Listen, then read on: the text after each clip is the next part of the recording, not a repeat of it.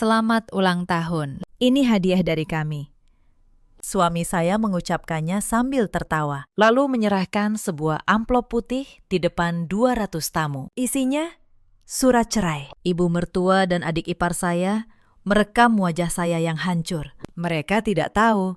Malam itu juga saya menelpon pengacara saya. Halo sahabat, selamat datang kembali di kanal ini. Sebelum kita masuk ke kisah malam paling kelam dalam hidup saya, tolong tinggalkan jejak di kolom komentar. Tulis nama dan kota kalian, supaya saya tahu siapa saja yang menemani saya sampai akhir cerita ini. Sekarang, mari kita mulai. Nama saya Maya. Usia saya 30 tahun. Saya pendiri sekaligus direktur sebuah perusahaan teknologi di kawasan Sudirman, Jakarta. Sudah 7 tahun saya membangunnya. Dari satu ruko sempit sampai gedung kaca dengan 200 karyawan. Saya terbiasa menutup transaksi miliaran. Tapi malam itu saya kalah pada satu amplop putih. Rumah saya ada di Pondok Indah, modern, minimalis. Didominasi warna putih gading. Malam itu, rumah itu penuh balon emas, lampu kristal, dan musik lembut. Saya merayakan ulang tahun ke-30. Saya memakai gaun sampanya, dan saya pikir saya adalah wanita paling beruntung di dunia. Saya menyapa para tamu satu persatu. Sebagian besar kolega bisnis, sebagian sahabat lama. Mereka memuji rumah saya, memuji perusahaan saya, memuji suami saya. Saya tersenyum. Dan senyum itu tulus. Saya benar-benar percaya hidup saya sempurna. Rangga, suami saya, melingkarkan tangan di pinggang saya. Selamat ulang tahun, sayang, bisiknya. Senyumnya masih sama seperti 7 tahun lalu. Saya menatapnya. Dan jantung saya berdebar seperti gadis muda. Saya pikir, inilah pria yang menemani saya dari nol. Rangga tidak punya pekerjaan tetap. Ia hanya mengelola sebagian kecil urusan rumah tangga kami. Tapi saya tak pernah keberatan. Saya pikir cinta tidak diukur dengan gaji. Ia selalu tampak bangga pada pencapaian saya. Dan kebanggaan itu sudah cukup bagi saya. Saya mengenal Rangga 10 tahun lalu, saat perusahaan saya masih sebatas mimpi di dalam ruko sewaan. Waktu itu, saya belum punya apa-apa. Kami sering makan mie instan berdua sampai larut malam, sambil saya menjelaskan rencana-rencana besar yang ada di kepala saya. Rangga mendengarkan. Ia bilang ia percaya pada saya. Ia bilang ia akan selalu ada, dalam susah maupun senang. Saya jatuh cinta pada janji itu. Saat perusahaan mulai tumbuh, kami menikah. Saya pikir itu awal dari kehidupan yang kami impikan bersama. Tahun-tahun pertama memang indah, tapi semakin sukses perusahaan saya, semakin sering Rangga terlihat gelisah. Ia berhenti mencari pekerjaan. Ia bilang tidak ada gunanya. Toh penghasilan saya sudah lebih dari cukup. Pelan-pelan ia berubah dari pasangan yang mendukung menjadi seseorang yang hanya menumpang hidup. Dan saya, karena terlalu mencintainya, membiarkannya. Yang tidak saya sadari, di balik senyum bangganya, tumbuh rasa iri yang perlahan membusuk. Setiap kali saya dipuji, setiap kali nama saya muncul di media, setiap kali karyawan menghormati saya, ego Rangga terluka sedikit demi sedikit. Bu Siti memperburuk semuanya. Ia sering berbisik pada Rangga bahwa seorang lelaki tidak seharusnya hidup di bawah bayang-bayang istrinya, bahwa harga diri Rangga sedang diinjak-injak. Racun itu menetes setiap hari, sampai akhirnya menjelma menjadi rencana untuk menghancurkan saya. Di belakang kami berdiri Bu Siti, ibu mertua saya. Dandanannya menor, perhiasannya berkilau. Ia selalu berlagak seperti sosialita kelas atas. Padahal semua kemewahan itu berasal dari rekening saya. Setiap gelang, setiap kalung, saya yang membayar. Di sampingnya ada Dina, adik ipar saya. Usianya 29 tahun. Tas dan gaunnya bermerek. Semuanya juga saya yang belikan. Malam itu, ia sibuk merekam suasana pesta dengan ponselnya. Sesekali, ia tertawa kecil bersama Bu Siti, menatap ke arah saya. Saya melihat tawa itu. Tapi, saya salah membacanya. Saya pikir mereka bahagia untuk saya. Saya tidak tahu Tawa itu adalah tawa orang yang sudah lama menunggu malam ini tiba. Saya terlalu tenggelam dalam kebahagiaan untuk curiga. Sebenarnya, malam itu bukan pertama kalinya saya merasakan ada yang janggal. Selama beberapa bulan terakhir, ada potongan-potongan kecil yang seharusnya saya perhatikan. Tapi saya terlalu sibuk dan saya memilih untuk tidak melihat. Bulan lalu, akuntan saya menelpon. Katanya ada penarikan tunai besar dari salah satu rekening rumah tangga. 50 juta, 2 kali dalam seminggu. Saya bertanya pada Rangga. Ia bilang itu untuk perbaikan atap dan biaya pengobatan Bu Siti. Saya percaya. Saya bahkan merasa bersalah karena sempat bertanya. Lalu ada hari ketika saya pulang lebih awal dari kantor. Saya mendengar Bu Siti dan Dina berbisik di dapur. Saat saya masuk, mereka langsung diam. Bu Siti tersenyum lebar dan berkata, "Mereka sedang merencanakan kejutan ulang tahun saya." Saya terharu waktu itu. Sekarang saya tahu kejutan apa yang mereka maksud. Ada juga malam saat saya menemukan struk hotel di saku jas Rangga. Hotel mewah di Bandung untuk 2 orang. Di akhir pekan ia bilang sedang seminar. Saya hampir bertanya. Tapi saya menunda, lalu lupa. Lalu memaksa diri percaya bahwa pria yang saya cintai tidak mungkin berbohong. Saya keliru. Saya keliru tentang banyak hal. Semua tanda itu ada di depan mata saya. Saya hanya tidak mau melihatnya. Karena melihatnya berarti mengakui bahwa rumah tangga yang saya bangga-banggakan ternyata sudah lama retak. Dan ego saya, anehnya, lebih rapuh daripada yang saya kira. Bagaimana pestanya? Sayang, kamu suka? Tanya Rangga. Suka sekali. Mas, terima kasih, jawab saya. Aku merasa sangat beruntung punya kalian semua. Saya benar-benar mengucapkannya dari hati. Itulah hal paling memalukan. Beberapa menit sebelum semuanya runtuh, saya masih berterima kasih pada orang-orang yang sedang menggali kuburan untuk saya. Pesta semakin meriah. Lalu, tibalah puncak acara. Rangga, Bu Siti, dan Dina naik ke panggung kecil yang sudah disiapkan. Lampu sorot menyala. Rangga mengambil mikrofon. Saya berdiri di depan panggung. Hati saya hangat. Selamat malam, semuanya, kata Rangga lantang. Terima kasih sudah hadir di ulang tahun istri saya tercinta, Maya. Para tamu bertepuk tangan.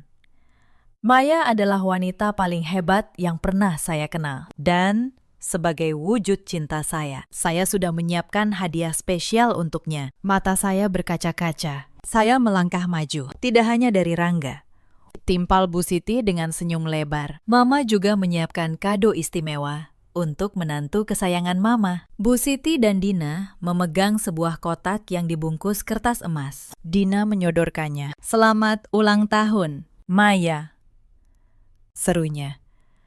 Jantung saya berdebar. Saya menerima kotak itu. Kamera-kamera ponsel para tamu mengarah pada saya. Buka sekarang, perintah Rangga. Senyumnya misterius. Saya membuka bungkus emas itu perlahan. Di dalamnya ada kotak beludru merah tua. Saya mengernyitkan dahi. Sesuatu terasa aneh. Saya buka kotak itu.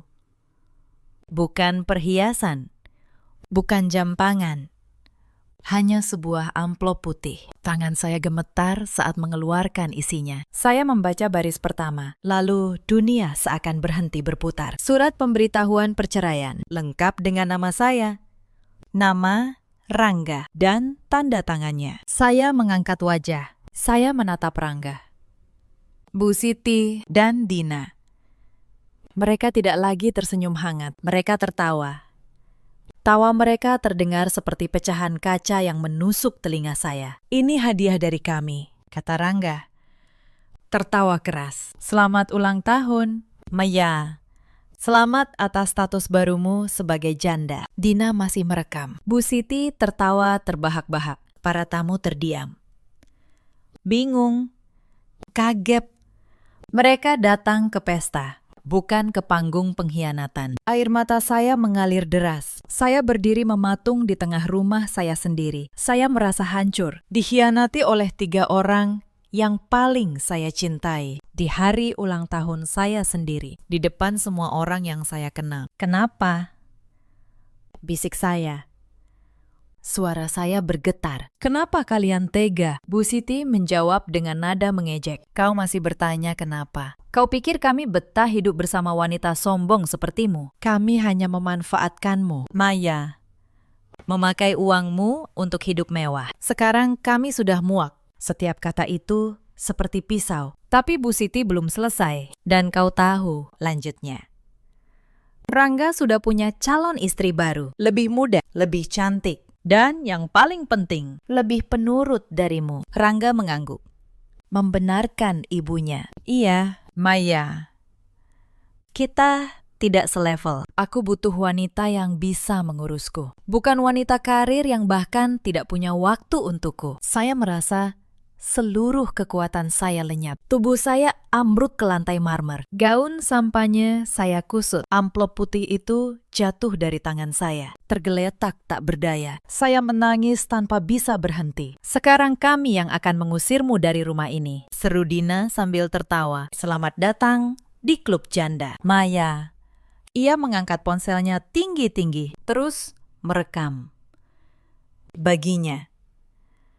Kehancuran saya adalah konten paling lucu yang pernah ia dapatkan. Bu Siti ikut menimpali. Lihat dia, hancur. Sudah mama bilang, Rangga, wanita seperti dia tidak pantas bahagia. Hanya uangnya yang berguna. Saya mengangkat wajah yang basah. Saya menatap sekeliling, berharap ini hanya mimpi buruk. Tapi wajah-wajah terkejut para tamu. Bisik-bisik mereka. Tatapan iba sebagian, dan tatapan puas sebagian lain, meyakinkan saya bahwa ini nyata. Rangga, lirih saya, suara saya tercekat. Bagaimana bisa? Aku mencintaimu. Kita membangun ini bersama. Tawa Rangga mereda. Digantikan ekspresi jijik yang dingin. Membangun bersama, jangan naif. Maya, kau yang membangun sendiri. Aku hanya menikmati hasilnya. Dan sekarang, aku muak hidup di bawah bayang-bayangmu. Ia menunjuk saya dengan jijik. Aku butuh wanita yang bisa kudominasi. Bukan wanita yang mendominasi dengan kekayaan dan ambisinya. Saya menelan setiap kata itu. Saya teringat semua malam Rangga pulang larut dengan alasan lembur. Semua akhir pekan, ia pergi dengan alasan teman. Saya selalu percaya. Saya selalu memaklumi. Saya terlalu mencintainya sampai buta. Kalian merencanakan ini sejak awal, bisik saya. Amarah mulai membara di dada saya. Ini semua bagian dari rencana kalian. Bu Siti tertawa puas, melipat tangan di depan dada. Tentu saja, kami sudah muak hidup sebagai benalu. Kami punya rencana yang jauh lebih besar daripada sekedar tinggal di rumah ini. Rangga, tunjukkan pada istrimu yang bodoh ini siapa pemenang sebenarnya. Rangga mengeluarkan ponselnya. Ia menunjukkan sebuah foto. Foto itu memperlihatkan dirinya berpelukan mesra dengan seorang wanita yang sangat saya kenal. Sekretaris pribadinya. Wanita yang beberapa kali bekerja sama dengan saya dalam proyek kecil. Hati saya seperti ditusuk berkali-kali. Dia sudah hamil. Kata Rangga, bangga. Dan dia akan memberiku ahli waris yang tidak bisa kau berikan. Kami akan hidup bahagia. Sementara kau, Maya, kau akan hidup sendiri, menyesali semua keputusanmu. Sesuatu di dalam diri saya berubah malam itu. Air mata yang tadinya mengalir karena sedih, perlahan menguap. Digantikan oleh sesuatu yang lebih dingin, sesuatu yang lebih tajam. Saya bangkit berdiri.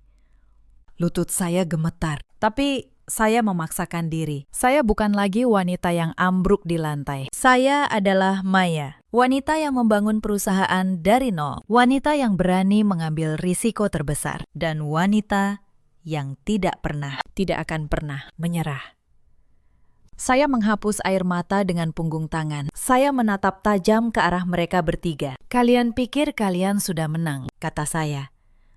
Suara saya dingin dan lantang, membuat ruangan terdiam. Kalian pikir dengan membuangku, kalian akan mendapatkan segalanya. Tawa Rangga pecah lagi, lebih keras.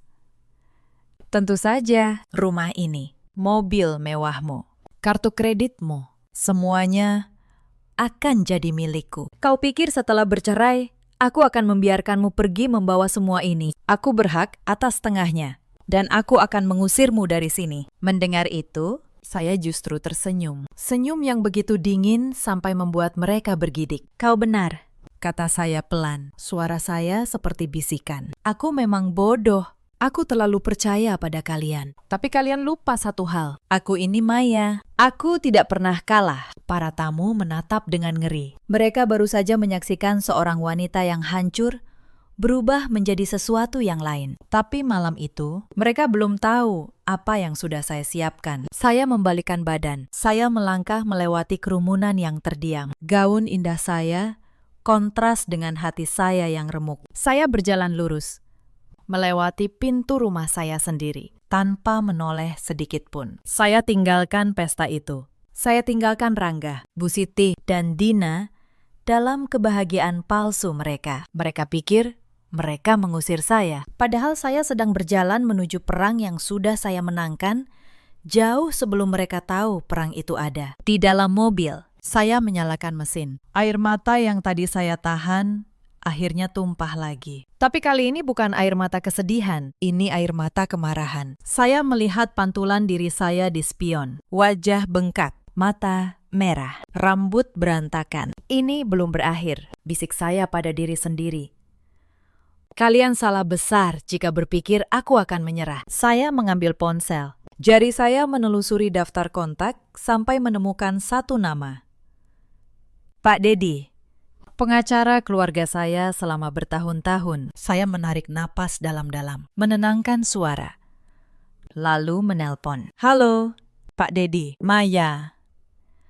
Ada apa? Kamu baik-baik saja. Suaranya tenang dan ramah seperti biasa. Saya menceritakan semuanya. Tentang pesta, tentang surat cerai, tentang sekretaris yang hamil, tentang rencana mereka mengambil alih segalanya. Saya menceritakannya dengan suara yang anehnya stabil. Pak Dedi, saya ingin Bapak bantu saya, kata saya. Mereka sudah mengambil kebahagiaan saya. Sekarang saya ingin mengambil semua yang mereka punya. Semuanya. Sampai mereka tidak punya apa-apa. Pak Dedi terdiam sejenak. Ia mengenal saya sebagai wanita yang sabar. Tapi malam itu, ia mendengar nada yang berbeda. Nada yang penuh tekad. Maya, ini tidak akan mudah. Mereka pasti akan melawan. Saya tahu, tapi saya tidak peduli. Saya menelan ludah. Pak Dedi, saya punya bukti, semua dokumen yang membuktikan bahwa seluruh aset, termasuk rumah Pondok Indah itu, atas nama saya. Rangga hanya mengelola bagian kecil, mobil, perhiasan. Semuanya dibeli dari rekening perusahaan saya. Bagus, kata Pak Dedi, dan saya bisa mendengar ada perubahan di suaranya. Itu akan sangat mempermudah. Jadi, apa yang Anda ingin saya lakukan? Siapkan gugatan cerai dan tuntutan ganti rugi. Tapi jangan ajukan sekarang. Maksud Anda, saya akan menghilang, kata saya. Biarkan mereka merasa di atas angin dulu. Biarkan mereka berpikir, saya sudah menyerah. Saya ingin melihat apa yang mereka lakukan saat saya tidak ada. Saya ingin mereka panik. Saya ingin mereka tahu bahwa mereka baru saja membuat kesalahan terbesar dalam hidup mereka. Pak Dedi terdiam lama. Baik. Maya, saya mengerti. Malam ini juga saya akan mulai mengunci akses. Besok pagi, tidak akan ada 1 rupiah pun yang bisa mereka sentuh dari aset Anda. Saya menutup telepon. Tangan yang tadi gemetar, kini mengepal. Hati saya masih sakit.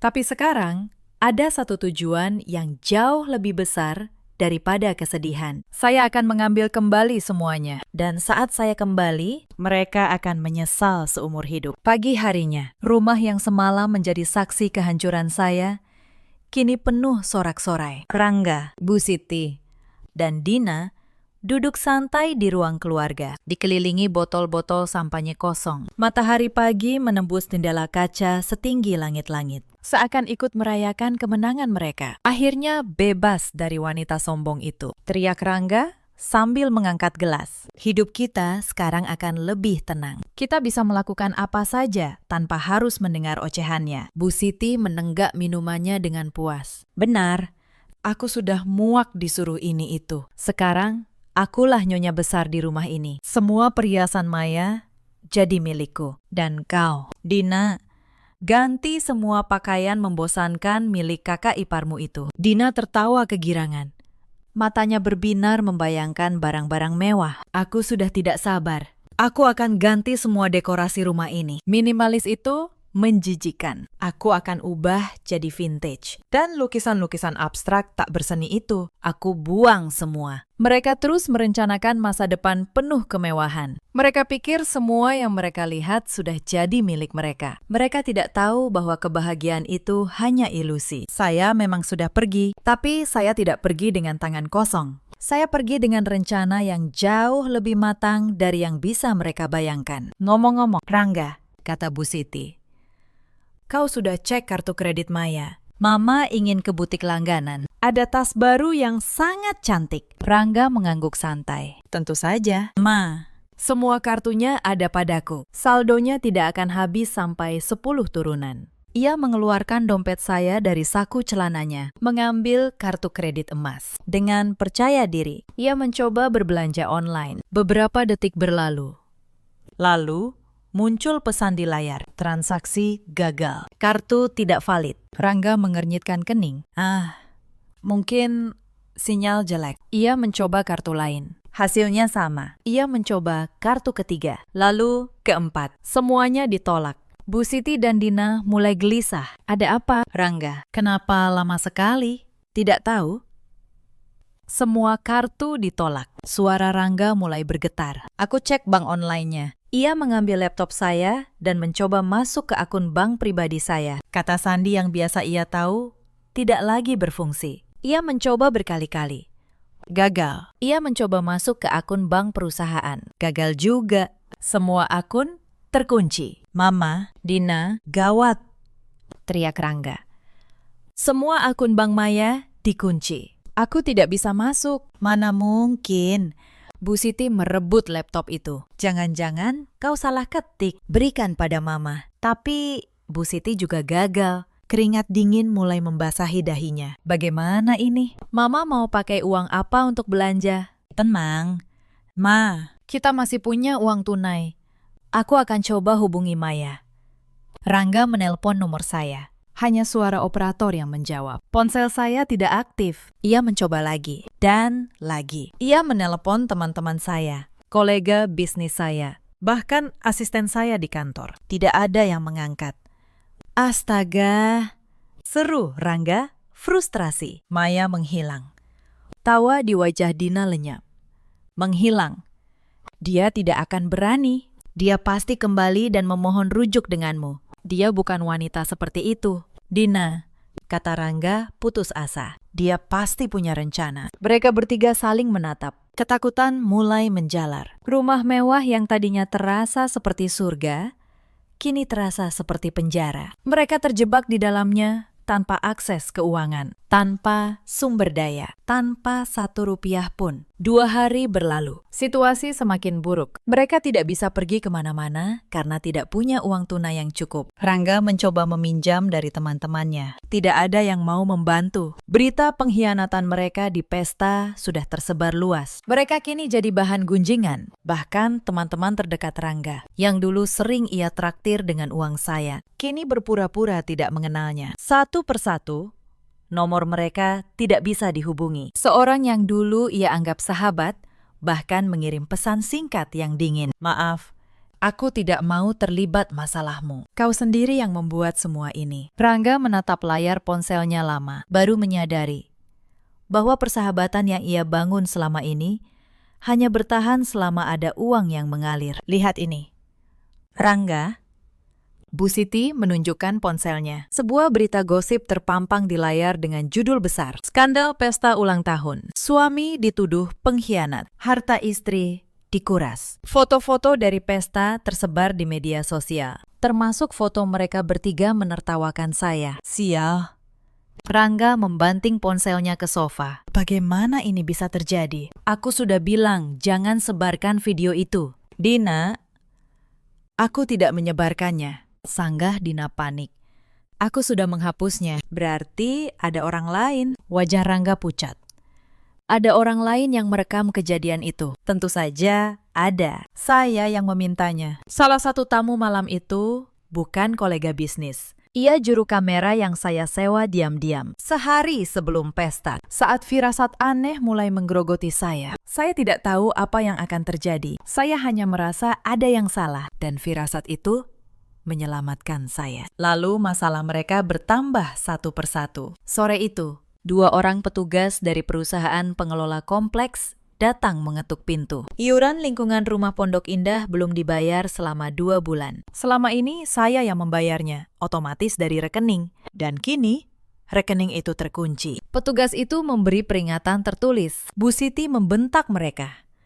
Tapi petugas hanya menatap dingin dan pergi. Keesokan paginya, mobil terakhir di garasi. Satu-satunya yang masih bisa mereka pakai. Diderek pergi. Sebuah truk dari perusahaan leasing datang membawa surat penarikan. Ternyata mobil itu pun bukan milik mereka. Atas nama perusahaan saya, dengan cicilan yang dibayar dari kas perusahaan. Rangga berlari keluar dengan piyama, berteriak. Tapi supir derek hanya menyodorkan dokumen yang sah secara hukum. Mobil itu pergi, dan kini mereka benar-benar terjebak tanpa kendaraan. Malamnya, Dina mencoba menjual salah satu tas mewah miliknya ke toko barang bekas. Berharap dapat uang tunai, tapi penjaga toko mengenali wajahnya dari berita viral. Ia menolak membeli dan diam-diam memfoto Dina. Foto itu kembali tersebar. Kini, bukan hanya pengkhianat, mereka juga jadi tontonan yang dikejar orang kemanapun pergi. Bu Siti mencoba menghubungi kerabat jauhnya di kampung, berharap bisa menumpang. Tapi kabar sudah sampai duluan. Tidak ada yang mau membuka pintu untuk keluarga yang mengkhianati menantunya sendiri demi harta. Kami keluarga terhormat, kata salah satu kerabat lewat telepon sebelum menutup sambungan. Bu Siti, yang selama ini membanggakan diri sebagai sosialita, kini bahkan tidak diterima oleh keluarganya sendiri. Makanan di kulkas mulai menipis. Tagihan listrik belum dibayar. Dan ada ancaman pemutusan. Lalu, di hari ketiga, bel rumah berbunyi. Mereka bertiga saling berpandangan. Mereka takut itu penagih utang. Setelah ragu sejenak, Rangga membuka pintu. Seorang kurir berdiri memegang amplop besar berstempel resmi. Pak Rangga, tanya kurir itu. Saya sendiri, ada kiriman untuk Anda. Mohon tanda tangan di sini dengan tangan gemetar. Rangga menandatangani dan menerima amplop itu. Ia menutup pintu. Bu Siti dan Dina sudah berdiri di belakangnya. Rangga merobek amplop itu dan wajahnya berubah seputih kertas yang ia pegang. Itu surat resmi dari kantor pengacara. Gugatan perceraian dengan tuntutan ganti rugi atas pencemaran nama baik dan penggelapan aset. Di lampiran kedua, ada surat pemberitahuan dari pengadilan. Rumah di Pondok Indah beserta seluruh isinya dibekukan sementara sebagai aset sengketa. Mereka dilarang menjual, memindahkan, atau merusak apapun di dalamnya. Apa ini? Bu Siti merebut surat itu. Tangannya gemetar. Ganti rugi, penggelapan aset. Maya menggugat kita. Bukan menggugat kita. Ma, kata Rangga dengan suara hampa. Menggugatku dan rumah ini. Rumah ini dibekukan. Kita bahkan tidak boleh menjual apapun di dalamnya. Dina jatuh terduduk di sofa. Tapi kau bilang kau berhak atas setengahnya. Rangga, kau bilang kita aman. Rangga tidak menjawab. Untuk pertama kalinya, ia menyadari betapa kecil perannya selama ini. Selama 7 tahun. Ia menandatangani apapun yang disodorkan saya tanpa membaca. Akta rumah, surat kepemilikan mobil, dokumen perusahaan, semuanya.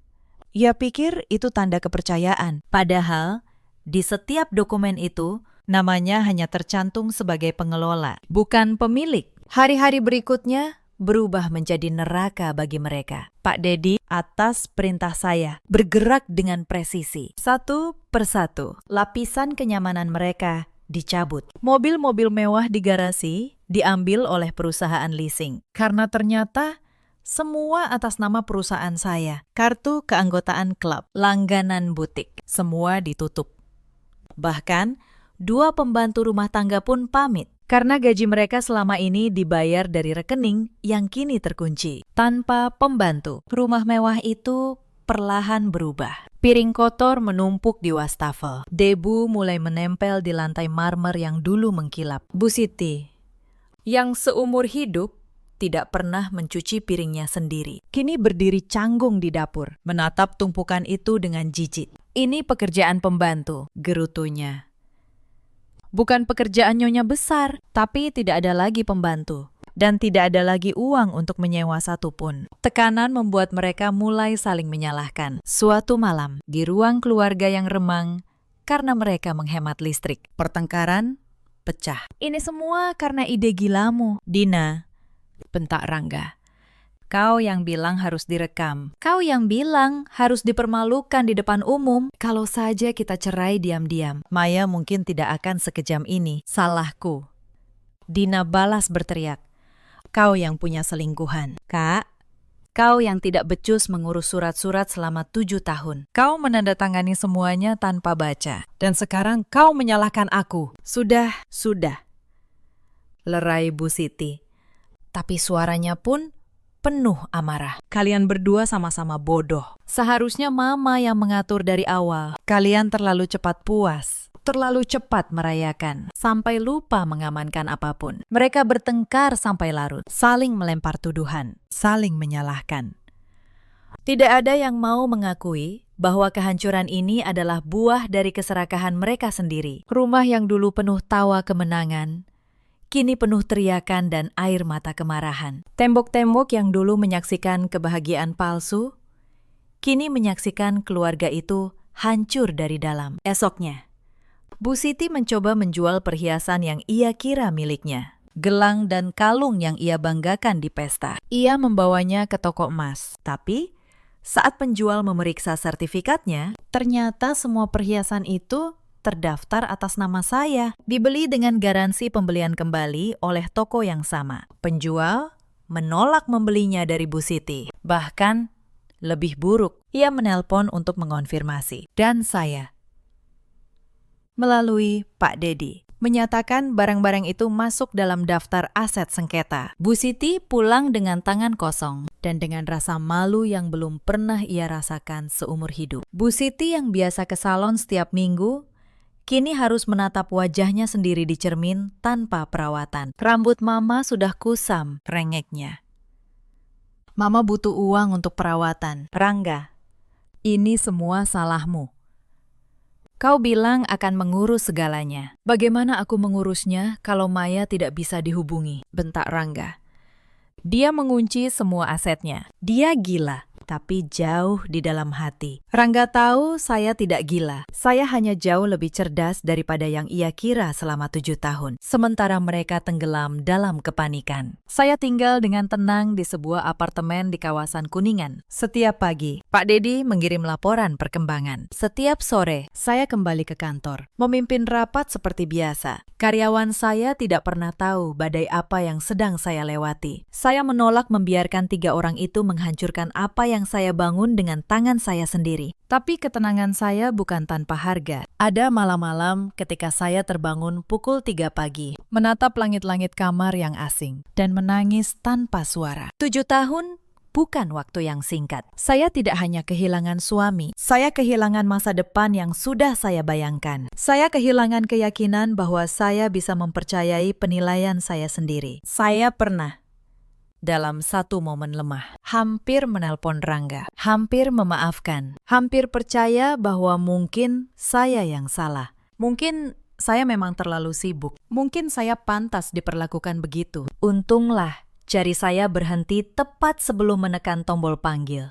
Saya menatap layar ponsel, melihat foto kami berdua yang masih terpasang sebagai wallpaper. Lalu, saya menghapusnya. Malam itu, saya berhenti mencari alasan untuk orang yang sudah memilih untuk menghancurkan saya. Saya mulai mengisi hari-hari saya dengan hal lain. Saya kembali ke kelas melukis yang sudah bertahun-tahun saya tinggalkan demi pekerjaan. Saya mulai berlari setiap pagi di taman dekat apartemen. Pelan-pelan, saya menemukan kembali Maya yang ada sebelum Rangga. Wanita yang utuh, tanpa harus bergantung pada siapapun. Dan ternyata wanita itu masih ada. Ia hanya tertimbun terlalu lama. Pak Dedi, dengan tim hukumnya, bekerja senyap dan rapi. Ia mengumpulkan setiap dokumen, setiap mutasi rekening, setiap akta. Ia bahkan melacak penarikan tunai mencurigakan yang Rangga lakukan beberapa bulan sebelumnya. Ternyata uang itu bukan untuk perbaikan atap atau pengobatan. Uang itu mengalir ke rekening sang sekretaris. Bukti itu, kelak, akan menjadi paku terakhir di peti mereka. Sekretaris Rangga, wanita yang katanya hamil dan akan memberinya ahli waris, ternyata juga menghilang. Saat tahu Rangga kehilangan segalanya, ia memblokir semua kontak. Hubungan mereka hanya bertahan selama Rangga masih bisa membayar. Saat uang habis, cinta itu menguap dalam semalam. Rangga ditinggalkan persis seperti yang ia lakukan pada saya. Belakangan, saya tahu wanita itu bahkan tidak benar-benar hamil. Itu hanya kebohongan yang ia dan Rangga gunakan untuk membenarkan perceraian, untuk membuat saya merasa tidak cukup, untuk membuat saya pasrah menyerahkan harta tanpa melawan. Sebuah kebohongan yang dirancang untuk menghancurkan harga diri saya. Saat kebohongan itu terbongkar, saya tidak marah. Saya justru merasa kasihan pada Rangga yang ternyata diperalat oleh orang yang ia pikir mencintainya. Persis seperti ia memperalat saya. 3 minggu setelah malam ulang tahun itu, sidang pertama digelar. Saya datang ke pengadilan dengan setelan jas yang rapi, ditemani Pak Dedi dan 2 orang tim hukum perusahaan. Rangga datang sendiri, dengan pengacara murahan yang ia bayar dari sisa uang pinjaman. Saya menatapnya dari seberang ruangan. Pria yang dulu membuat jantung saya berdebar, kini terlihat kuyu, kurus, dan ketakutan. Tidak ada lagi senyum tampan yang penuh percaya diri. Pak Dedi membuka berkas. Satu persatu, ia memaparkan bukti. Akta kepemilikan rumah Pondok Indah atas nama saya dibeli lunas dari dividen perusahaan. Surat kepemilikan 3 mobil, semuanya atas nama saya. Mutasi rekening yang menunjukkan setiap perhiasan, setiap tas, setiap liburan keluarga mertua dibayar dari kantong saya. Dan yang terakhir, rekaman video pesta ulang tahun. Pengacara Rangga mencoba membantah. Ia berargumen bahwa selama 7 tahun pernikahan, Rangga ikut berkontribusi pada rumah tangga, sehingga berhak atas harta bersama. Pak Dedi hanya tersenyum tipis. Ia mengeluarkan 1 map lagi. Yang mulia, katanya, izinkan saya menunjukkan catatan penarikan tunai dari rekening rumah tangga selama 6 bulan terakhir.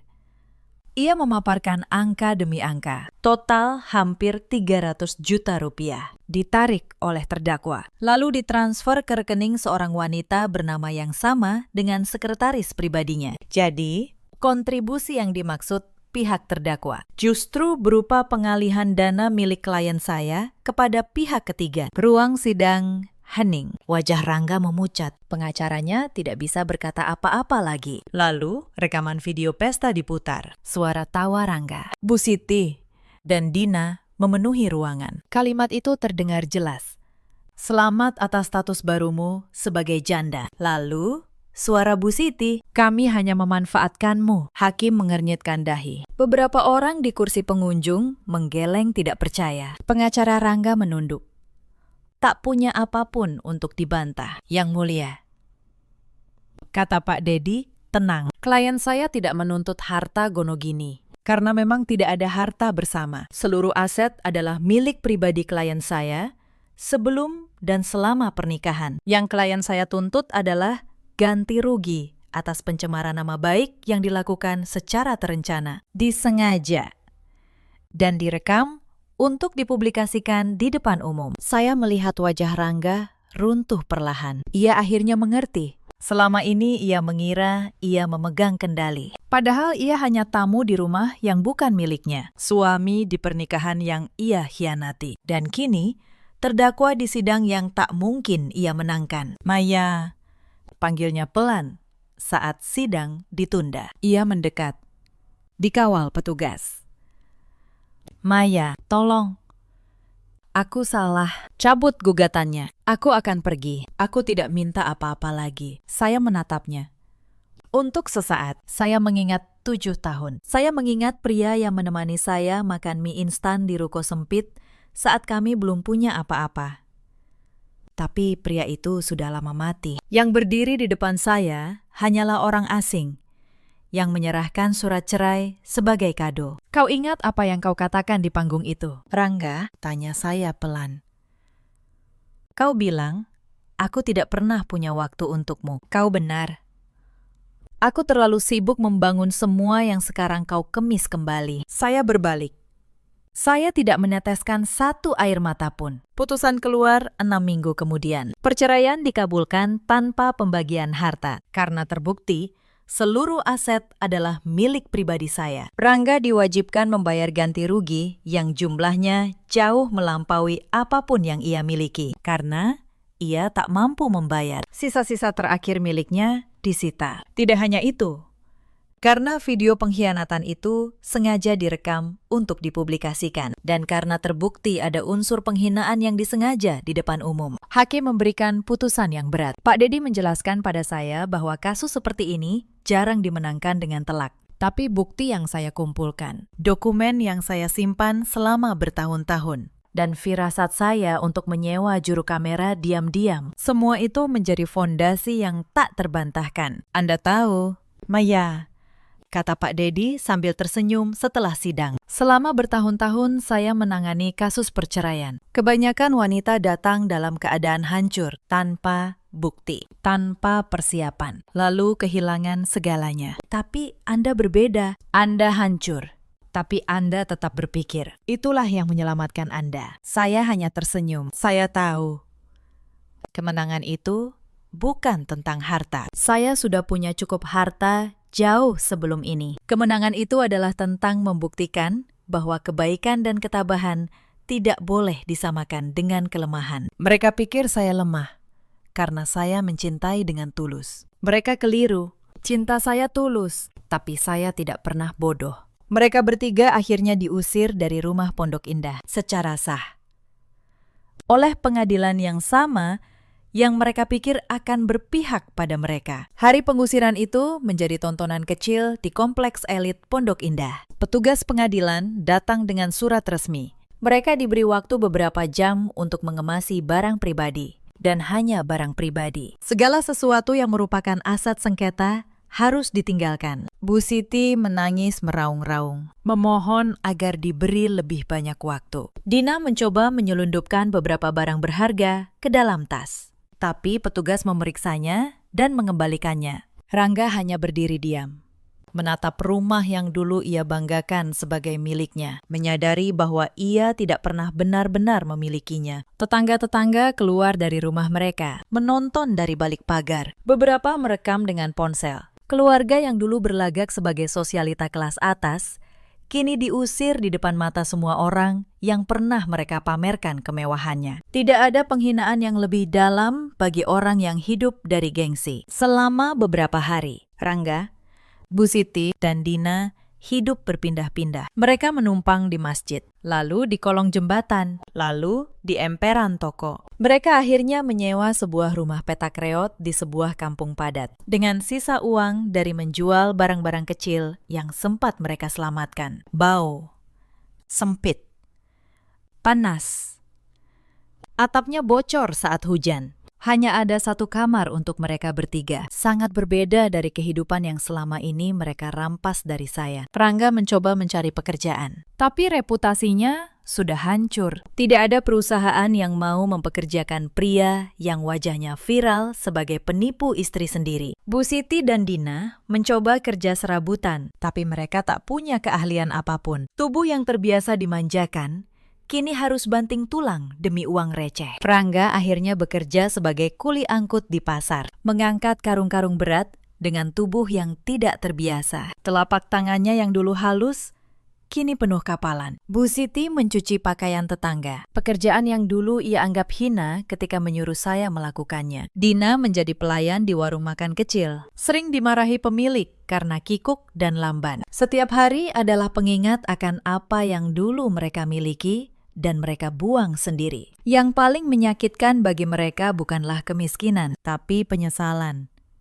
Setiap malam, di rumah petak yang sumpek itu, mereka berbaring tanpa bisa tidur, memutar ulang malam ulang tahun itu di kepala mereka. Andai mereka tidak serakah, andai mereka tidak menertawakan saya, andai mereka membaca dokumen-dokumen itu sebelum menandatanganinya. Tapi penyesalan tidak pernah datang lebih awal. Ia selalu datang terlambat, saat semuanya sudah tidak bisa diperbaiki. 1 tahun berlalu, hidup mereka tidak membaik, justru semakin terpuruk. Sementara itu, hidup saya pelan-pelan pulih. Bukan karena dendam sudah tuntas, tapi karena saya menolak membiarkan luka itu mendefinisikan saya. Perusahaan saya tumbuh lebih besar, bahkan membuka cabang di 2 kota lain. Saya membeli rumah baru, lebih luas, lebih damai. Dan untuk pertama kalinya dalam bertahun-tahun, saya tidur tanpa harus berpura-pura bahagia. Suatu sore, saya pergi makan malam di sebuah restoran di kawasan Menteng. Saat saya turun dari mobil, dikawal 2 orang ajudan, saya merasakan sepasang mata menatap saya dari seberang jalan. Di trotoar yang kumuh, di antara para pengemis, duduk 3 orang yang dulu menertawakan saya di hari ulang tahun. Rangga, Bu Siti, dan Dina. Pakaian mereka lusuh, wajah mereka kuyu. Mereka menatap saya dengan tatapan yang sulit saya jelaskan. Campuran iri, penyesalan, dan keputusasaan. Dia terlihat sangat bahagia, bisik Dina. Air mata mengalir di pipinya. Mama tidak percaya dia bisa sebahagia itu tanpa kita, kata Bu Siti. Suaranya parau. Rangga tidak bisa berkata apa-apa. Hatinya seperti ditusuk ribuan jarum. Ia melihat wanita yang pernah ia hina, kini menjadi wanita yang paling dihormati. Ia tidak tahan lagi. Ia berdiri dan berjalan menyeberang menuju restoran. Bu Siti dan Dina mencoba menahannya, tapi ia tak peduli. Ia menerobos masuk dan menemukan saya duduk di meja. Maya. Suaranya bergetar. Aku datang untuk minta maaf. Aku menyesal. Aku minta maaf atas semua yang kulakukan. Aku bodoh. Aku serakah. Aku menyesal seumur hidup. Saya menatapnya. Saya melihat penyesalan di matanya. Air mata di pipinya. Tapi hati saya tidak bergeming. Kau pikir kau bisa datang minta maaf dan semuanya kembali seperti semula? Tanya saya tenang. Tidak. Aku tidak berharap itu. Aku hanya ingin kau tahu bahwa aku menyesal. Aku menyesal telah menyia-nyiakan wanita sebaik dirimu. Penyesalanmu sudah terlambat. Rangga, kata saya. Suara saya dingin. Kau memiliki segalanya, tapi kau membuangnya. Kau punya cinta, kesetiaan, dan kekayaan. Tapi kau memilih keserakahan. Sekarang, kau harus membayar semua perbuatanmu. Saya melambaikan tangan. Kedua ajudan saya mendekat dan dengan sopan memandu Rangga keluar. Maya, aku menyesal, teriaknya. Tapi saya sudah berbalik. Saya menatapnya untuk terakhir kalinya. Jaga dirimu baik-baik, Rangga, bisik saya. Lalu saya kembali ke meja makan, dan saya melanjutkan hidup saya. Mereka bertiga kembali ke rumah petak reot mereka. Mereka kini mengerti, dengan pahit, bahwa wanita yang mereka sebut bodoh dan naif adalah pemilik sejati dari segalanya. Dan merekalah sejak awal yang pantas ditertawakan. Cerita ini mengajarkan kita beberapa hal. Jangan pernah meremehkan orang yang mencintaimu dalam diam, karena di balik kesetiaannya tersimpan kekuatan yang tidak kau sadari. Dan jangan pernah mengira bahwa keserakahan bisa membawa kebahagiaan, karena ia selalu berakhir pada kehancuran. Ada banyak perempuan di luar sana yang seperti saya dulu. Mereka mencintai dengan sepenuh hati, membangun dengan tangan sendiri, lalu dikhianati oleh orang yang paling mereka percaya. Jika kalian salah satunya, ketahuilah, keberanian untuk bangkit lebih berharga daripada air mata yang kalian tumpahkan. Jangan pernah merasa malu karena pernah dikhianati. Yang seharusnya malu adalah mereka yang mengkhianati. Dan untuk para perempuan, yang masih ragu pada nilai diri mereka. Saya ingin berkata satu hal. Kalian tidak membutuhkan seseorang untuk melengkapi hidup kalian. Kalian sudah utuh sejak awal. Pasangan yang baik adalah teman seperjalanan. Bukan tempat kalian menggantungkan seluruh harga diri saat kalian belajar berdiri sendiri. Tidak ada seorang pun yang bisa menjatuhkan kalian. Ada juga banyak suami seperti Rangga di luar sana. Pria yang menikmati hasil kerja keras pasangannya, lalu merasa harga dirinya terancam oleh kesuksesan itu. Mereka tidak mengerti bahwa cinta yang sejati seharusnya bangga, bukan iri. Dan ada pula para ibu mertua yang karena takut kehilangan kendali atas anak lelakinya, justru menghancurkan rumah tangga yang seharusnya mereka jaga. Rangga, Bu Siti, dan Dina menghabiskan sisa hidup mereka dalam kemiskinan dan penyesalan. Sementara saya menemukan sesuatu yang jauh lebih berharga daripada harta yang sempat mereka coba rampas. Saya menemukan kedamaian. Saya membuktikan bahwa seorang wanita bisa bangkit dari titik terendah tanpa harus bergantung pada siapapun. Dalam hidup, kita selalu punya pilihan. Kita bisa membiarkan luka menghancurkan kita, atau kita bisa menjadikannya kekuatan. Kebahagiaan sejati tidak pernah bisa dibeli dengan uang atau status. Ia ditemukan dari keberanian untuk berdiri kembali dan menjadi diri sendiri. Bagaimana menurut kalian? Jika kalian berada di posisi Maya, apakah kalian akan melakukan hal yang sama? Ceritakan kisah kalian di kolom komentar. Terima kasih sudah menemani saya sampai akhir cerita ini.